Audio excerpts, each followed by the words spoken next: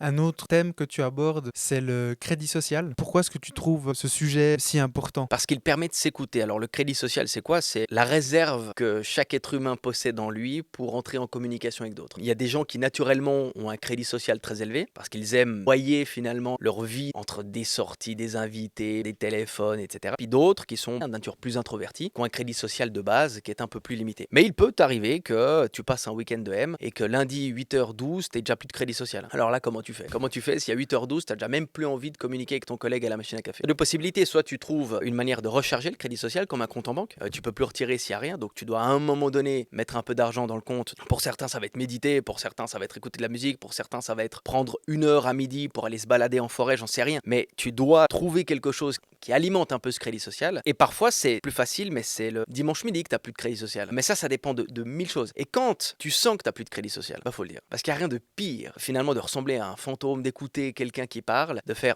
ouais, sympa, et l'autre te vend le truc qui fait vibrer son cœur, et puis toi, à part des onomatopées, t'es incapable de sortir quoi que ce soit. Et donc là, dans le livre, j'en parle, il y a des petites techniques de sortie, d'échange, qui permettent justement d'éviter de passer pour celui qui n'en a rien à faire. Parce que c'est ça, la finalité. Si t'as plus de crédit social et que tu dois aller manger avec des amis, que t'es à la machine à café, tu vas passer pour quelqu'un qui n'en a plus rien à faire des autres, quoi. Et cette notion de crédit social, il faut accepter de la vivre, parce que je suis convaincu que 99,9% des gens qui écoutent ce podcast ont une réserve de crédit social. Et il y a des jours, elle arrive à sec beaucoup plus rapidement que d'autres.